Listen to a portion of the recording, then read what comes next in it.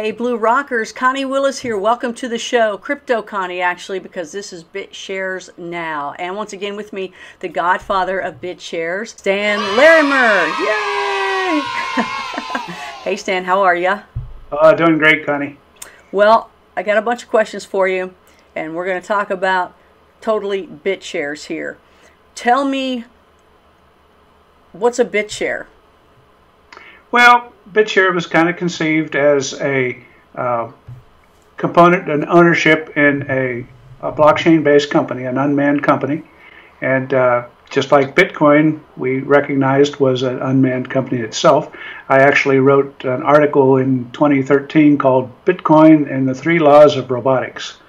And there we talked about the fact that you could have more than a coin on a blockchain. You could have all kinds of different companies doing different things. And that's what Dan Larimer set out to build, was a smart coin factory and a currency exchange all on a blockchain. So BTS is just the base currency inside that, and that's what other things, other coins are based on and trade in terms of. So, but it is a coin? Yeah, it's a coin just like Bitcoin, except that it's used to operate a much bigger company than Bitcoin. Okay, so if I want to get BitShares, what is my procedure of getting some BitShares? What do I do? Well, there's lots and lots of ways to get Bitcoin, and Bitcoin has sort of served as the standard with which all the other coins in the industry are purchased. So you have many ways that you can go get Bitcoin. But if you got Bitcoin, then there's some really slick ways to get it. I like to use blocktrades.us, which is a nice little website that you can go to, and it's got just two little pull-down menus. What do you want to spend, and what do you want to get back? And so you select Bitcoin, you select BitShares to get back. It'll say, okay, well, send your Bitcoin to this address and give me the address you want BitShares sent to. And so you fill in those two things and how much you want. Well, you don't even have to do that. Whatever you send it, it will convert from one currency to the other and send it back to you. So I set that up when I want to buy some BitShares. And then after that's set up, I just go to my Bitcoin wallet and I say, okay, here, have a Bitcoin. And a bunch of BitShares come back into my other wallet, and I do it again. And usually I start out by sending a tiny sliver of a Bitcoin just to make sure I got it set up right before I send a whole $6,000 Bitcoin. Right. Like to be a little careful, but those are the kind of things you learn to do when you're using it. Is every time you send a transaction, do a little baby one first. Even if I was going to pay you for a snow cone, I'd probably send you 5 cents first and say, Connie, did you get my 5 cents? Okay, great, then here's $2 for your snow cone. Go ahead and try that with the $6 grand. Just go ahead. Just give it a shot. I'll let you know how it goes. You can trust me. No, it didn't work, Stan. Well, okay, so I'm asking about how to buy BitShares, but you mentioned Bitcoins. Mm-hmm. And then you mentioned the Bitcoin wallet. So I'm confused. Do I get a BitShare wallet? Do I get a Bitcoin wallet? Do I get both? Do I get more? What as a beginner should I do to get started into this? Well, at the billionherocampaign.com, we've set up a way for beginners to get started easily. That's something that you go there, log on, and sign up, and it'll help you create a wallet, and it'll take care of all the details. You could use your credit card. Behind the scenes, it goes to various exchanges and takes care of the details of converting from your credit card into Bitcoin and then buying BitShares and then sending BitShares to your wallet. And all of that stuff, for a beginner, you just go there and it handles it for you. Then once you get a little more sophisticated and want a little more control of the steps, and maybe you want to shop around for better prices or whatever, it's always good to have a Bitcoin wallet to go with your BitShares wallet. And so you go to just Google Bitcoin wallet, and there's lots of good choices there. A very common old standby is called Bitcoin Core, and you download that, and it's just like a little app that you can run on your computer. And you turn that on, and that allows you to send and receive Bitcoin, and that's really all it does. Then you can go to bitshares.org would be a good place to go and download your BitShares wallet. and now you got one of each, and you just open them like two apps on your computer, and that allows you to go to wherever you want to go to get your Bitcoin, and then use that to trade for BitShares. That's the way it works for most other currencies, simply because the companies that have the money transmitter licenses are, in general, only do it for a few currencies, Bitcoin and Ethereum, the ones that have the biggest market cap right now. And then once you've got one of those, you can go to any other exchange that doesn't have the special kind of licenses, and they allow you to trade for all the other coins that you may find out there. Now, a real good place to go is openledger.io or openledger.info. That is an exchange that's built on top of BitShares, and they provide the service of allowing you to directly buy any number of things. You can wire them some money, and then they'll send you into your BitShares wallet. They'll help you create the wallet, and they'll send and put whatever you want to buy when you purchase it. So that gives you the ability to directly buy BitShares and a bunch of other interesting digital currencies. Okay, so once I have, okay, they so don't take credit cards, so you have to wire money to them, and so that's with that one inconvenience of having to wait a few days for the legacy banking system to send and transmit the money, and that takes them several days. Once they does get to OpenLedger, then they can give you whatever coins you want. Now you can trade them in 3 seconds on the BitShares network. Okay, so if I go to the, what is it, the BillionHeroCampaign.com is something we're setting up to make it kind of a game, a fun-to-learn thing where you take little baby steps, and we try to make it as simple as possible for the new person to get started. You can go there right now and just simply get on our mailing list, and for doing that, you can get several free coins sent to you. And so that is a good way to get a little play money to try out without risking anything. Right, and I have those links below, by the way, where you can get the Bitcoin for, or the coins for free. It's not Bitcoin, but where you can get some free coins to get started, like Stan has said. But also, but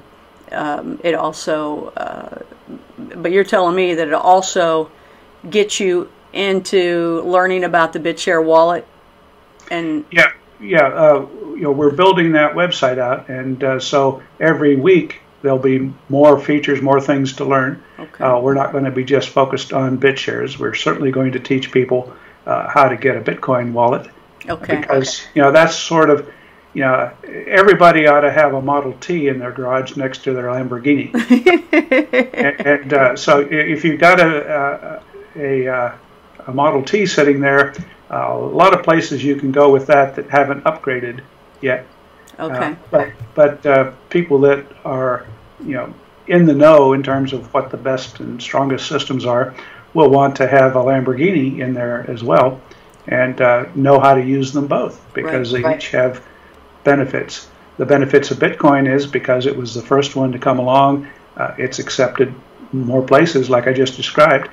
But if you want to have performance and be able to get someplace in 3 seconds instead of 3 hours, then you want to have that sports car too. Right. And when he was talking about the Billionaire Hero campaign, that's on another video you can find here in the playlist of Crypto Connie, so make sure you check that out if you haven't seen that yet. Stan gets into more detail there. Okay, so as a beginner, I have a Bitcoin wallet, I have a BitShares wallet. I mean, this is where I'm at least headed toward. I'm on STEEM as well, doing the similar to Facebook kind of thing, the social media platform, and making money that way, which is STEEM currency. And I'm doing it without putting any money down. I could if I want, but I build up my STEEM power just through upvoting people, which is liking people, and putting content up and other people liking my content. And from there, I can build up my STEEM power, which gives me more of a voting power where I can give people, if I like their content, I can upvote them and give them some money, and the more Steam power I have, the more money I can give them, and I can also upvote myself. I mean, there's some people that are upvoting. I'm like at 0.02 cents right now, I guess is how you would say that, but there are people giving $400, even $1,500, right? Am I wrong? When they vote somebody, they can vote themselves and just keep taking care of themselves. There are some people on the Steem network who have accumulated vast amount of Steem power, one way or another, and you know, they sort of swim around like, and they're called whales. Yeah. And there are good whales and there are bad whales, and that's part of the game, I guess, is to steer clear of the bad whales. There are a few people that let the power of having that extra wealth go to their head, and they get some pleasure of going around and downvoting people. That's terrible. You know, and it's sad, but that's what the world is like, right? We have terrorists, and these guys are the effective terrorists of the Steem community. But then there are benevolent whales that go around looking for really good content and to encourage new people coming along, and they come along and bless you with a vote, and suddenly you find, wow, I just jumped by $100. Oh yeah, it's so nice. I mean, it's so fun to go back and forth, you know, throughout your day looking to see how your post did. You know, it's really cool. So anyway, these are some of the ways as a beginner to start getting some currency going for yourself and how to set it up. So now, do I need Coinbase as well? Is that something that I need? I have never used Coinbase. Okay, so the answer is no, you don't need Coinbase. Okay, but a lot of people find it nice because they're one of the very few companies that will let you buy a small amount with a credit card. Normally, most places don't want to do that because credit cards companies have this nasty habit of doing something called clawback, which they will basically take the money that you were supposed to get back out of your account if there's a complaint from the buyer. And so a buyer could do its dirty trick of saying, here's my credit card, send me some Bitcoin. Thank you for the Bitcoin. Well, that's an irreversible transaction. Sending Bitcoin to somebody can't be reversed by anybody. But credit card transactions can be. So sometimes someone comes and says, I didn't get my Bitcoin. And the credit card companies, you know, they don't know better, so they just cancel the transaction, take the money back. And guess what? The Coinbase in that case would be stuck with the fact of having given somebody a Bitcoin and didn't get the money because the credit card companies don't play fair. Yikes. So that they apparently have some kind of a insurance policy or something against that, or maybe they just charge extra so that it's built into their price. However they do it, it's a nice little service for people who want to use a credit card. A lot of other places, the one I like to use is called Bitstamp, and that's a nice exchange that you operate like a bank account. You wire money to them, and now you can buy Bitcoin and a couple other currencies. And you can trade Bitcoin back and forth between dollars and Bitcoin. Well, isn't that what the BitShares wallet is for, to do what you're just talking about Bitstamp does? Yeah. The difference is BitShares is decentralized, so it doesn't have the man in the middle, whereas Bitstamp is just a company and you're talking to one server and you're at the mercy of Bitstamp maintaining its reputation, which is pretty good. Okay.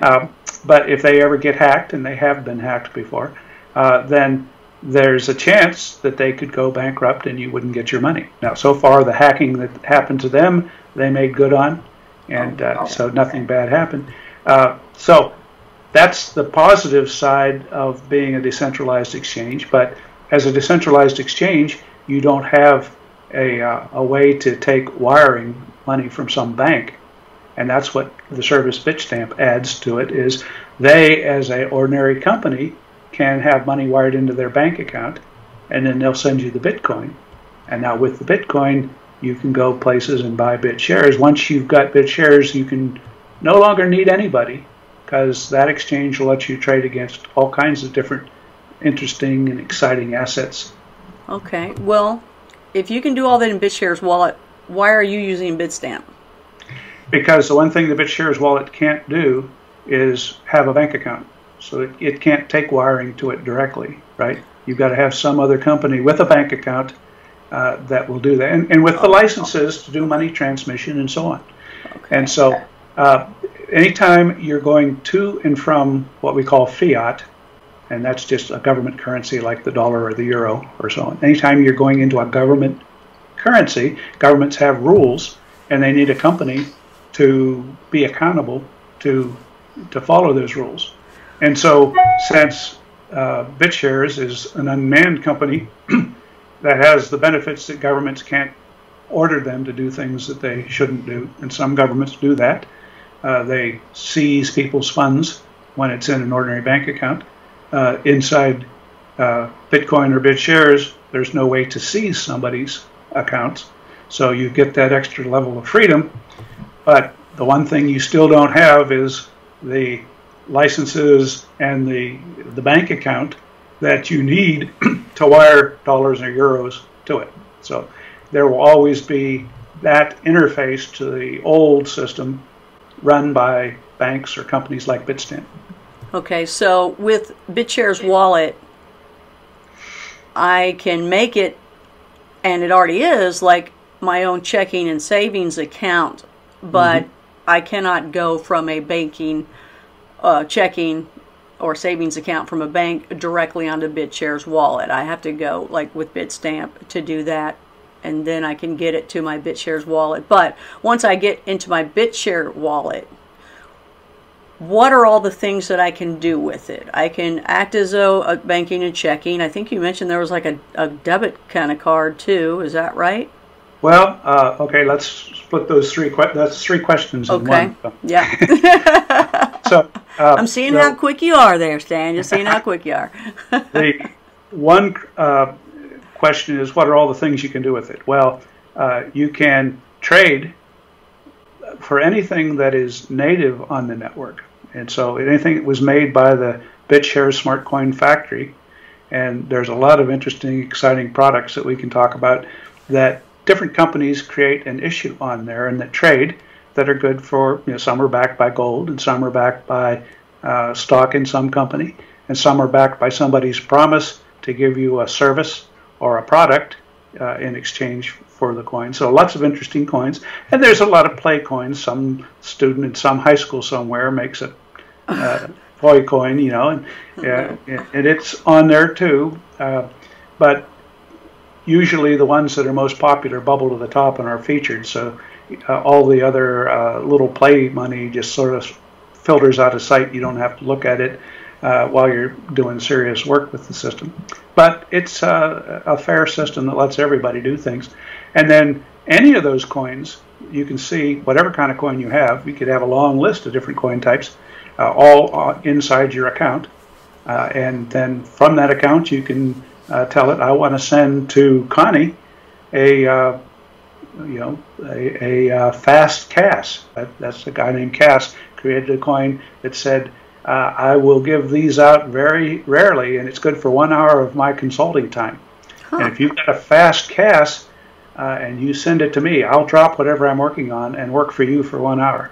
So that's how he made a special kind of value. But I could send you a fast Cass coin, or I could send you a BitShare. BTS is the symbol for it, just like USD is the symbol for the dollar. So BTS is the symbol for BitShares base currency. And then there's the hero, and there's all kinds of coins. I just select the coin type and the amount of it I want and type in Connie, and boom, 3 seconds later, it shows up in your account. Okay, so we can constantly talk with each other with the BitShares. What else will that wallet do for me? Well, who is going to get the BitShares wallet? Who is your audience? Well, the main BitShares wallet that everybody gets is the big official one that does everything. And there's a whole lot of businesses that don't need to do everything. I mean, what I just described for you, there's a screen that comes up that shows your account, what's in it, and who you sent stuff to. So it's a list of all your past transactions. And it gives you a little dialogue where you can tell it who to send what to. And that's all there is to that wallet. But if you hit another tab, up comes a full-up trading screen. Yeah, that's intimidating, by the way. Yeah, but of course, people who want to trade stuff are people who help set and determine the price and whether it's going up or down. So having that kind of trading capability, not everybody has to use it, but for people who do, they provide a lot of the skill and the resources and the market depth and the liquidity that makes everything else work. So and I like that it's there. It's cool. It's cool. It's like, wow, this is really happening. You see it in real time doing its thing, right? I mean, it's incredible. Yeah, and you find that on typical centralized exchanges. There'll be one like that on Bitstamp, and one on Poloniex, and one on Bittrex, and a lot of the other main exchanges have that kind of thing. And so yeah, BitShares has one of those built in too. Then there's other screens that allow you to manage your passwords and control who else is allowed to use your account, because an account can have, you could put one of your relatives on your account with you and give that relative permission to do everything you can do, or just a limited set. Or you could, if you had multiple children, you could say any 2 out of my 5 children can come along and approve a transaction. Mm-hmm. So there's a whole screen for managing that kind of stuff. And there's other screens that give you access, like built right into it, is access to certain features from the Open Ledger exchange and also from the blocktrades.us exchange, built right into the wallet, so you don't have to go anywhere else in order to access those outside services. And I guess one other screen that's kind of neat is a screen where you can take some of your BitShares and lock them up in a basically an escrow as collateral, just like you take your deed to your house down to the bank and say, hey, I'd like to take out a home equity loan. Well, you can take out a BitShares equity loan from the system by locking up some BitShares, so they're still in there. And if you think BitShares is going to grow in value, then you don't want to spend any of them, but you can get access to some of your spending power by borrowing a hero or a dollar or a euro or a yuan or gold or silver, a number of different smart coins that are essentially borrowed into existence by putting up collateral like a home equity loan. And now you can spend some of your cash. You can have your cake and eat it too, Connie. That's amazing. That's amazing. So can I actually take my BitShares and then buy Bitcoins against it with like the home equity loan kind of thing? Well, it wouldn't be using the home equity loan. You'd go to that trading interface, which you could either use the full up fancy one that scares you, or you could use the one from Block Trades, which is just a nice little menu of, I want to trade my BitShares for Bitcoin. No, I mean like the home equity loan thing where I see, I'm terrible at this. This is why I'm trying to get every detail from you. When I borrow against my own money, right? Can I borrow against my own money and buy Bitcoins? Yes. I guess it doesn't matter whatever I do with my money. It doesn't matter, right? I'm just borrowing against it. Yeah, there's 2 different steps that you could do there, okay? If I borrowed from my money into any one of the standard things that are offered, and there's things called BitUSD and BitEuro and BitYuan and BitBTC, and BitBTC is a place where you could borrow something that tracks the value of Bitcoin. And any one of those things could be traded then for something else in one of the markets. So I could borrow one thing and trade it for something else. A lot of flexibility there. Right. And I still think I'm not asking you properly. Okay, where you said, like I could borrow up against my home with the home equity loan. Right? And so that's what I'm asking. Well, BitShares will allow any type of coin to be defined where one coin is backed by another coin on the system in any combination. Not all those combinations exist. To exist, somebody has to create them based upon some business model they want. So they go in and they pay the fee to make one of these things because they think it'll be a popular coin. There's some that are built in, like the ones for the major government currencies are built in. The one for gold and silver and Bitcoin are built in. But the one for the hero, for example, was created by the BitShares Foundation members. And it was done after the fact by going in and paying a fee and saying we want to create this kind of coin, and getting everybody, a few people to publish the price feeds that define what the hero is worth. A little bit of technical stuff that the average user doesn't have to deal with. Yeah, but yeah. to create a new coin, people have to do technical stuff. Right. But once that technical stuff has been done, then it's available for the average user to manipulate. And once you get a hero created by somebody who's a trading type person, the average citizen doesn't have to think about that. They just buy and sell heroes or buy and sell BitUSD. Which I think that's cool. I still don't think I'm asking it properly, because I remember either it was on a video that your son did or somebody did where they said, okay, let's say I have $5,000 worth of BitShares and I want to borrow against that. I can actually pull out $4,000 of it, but it still is in there because I'm just borrowing against it. Yes, and anybody can do that, and you shouldn't. Why not? Well, because you got to know what you're doing. Yeah. And so there's a difference between somebody who borrows money into existence, who is willing to take the benefits that produces and is aware of the risks of doing that.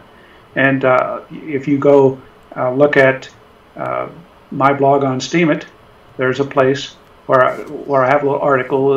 It's been a few months since I wrote it, called Taking Heroic Risks. And that outlines for you the different things that can go wrong and why you'd better be pretty much an expert before you start borrowing a lot of those coins into existence, okay? Because the system, it's a zero-sum game. As long as you've got enough collateral to back your loan, that's great. But think of it this way. If you're going to take out a home equity loan in a housing market in Detroit that's collapsing, okay? And so you had a house that was worth $100,000 and you went and you borrowed $80,000 against it, and then the housing market collapses. What's going to happen is that if you want to sell your house, you're not going to get enough money to pay off your loan, right? And so that kind of thing can happen if you borrow against your BitShares and the market takes a downturn. You could find yourself in a situation where the system says, sorry, you don't have enough collateral anymore to back this coin. I'm going to call your loan, and that means I'm going to take that collateral and pay off your loan. And that means it's a very inopportune time for that. You could lose money doing that. And so the person who has the coin, the hero or the BitUSD, is protected by the system. They will always get the full value they're supposed to get. But the person who borrowed it into existence is the one who agreed to take the risk in order to get the benefit. And so as an ordinary person, like a retired person, yeah, go ahead and buy a BitShare or a hero or a BitUSD. Buy those things because they're a nice, safe thing to hold, safer than most anything else in even the U.S. dollar, because U.S. dollar can certainly collapse and may well do so next year. So yikes. Well, can my BitShares collapse? Anything can collapse. Anything. Nothing is totally risk-free. But comparably, digital currencies offer a different mix of risks. Different kinds of things can go wrong. And you shouldn't put all your money in any one thing. But in general, one of the most secure things you can put it into is one of these smart coins, because they're guaranteed to always track the value they're supposed to have. And so if you're an ordinary person, don't want to have a too complicated life, you can go on the market and buy a hero and have it grow by 5% over a period of a year and cash it out for that and sleep well at night. If you're an aggressive person who understands what you're doing, then you can start bringing more into existence, and that could be a way for you to make money, but it's a way to lose money too.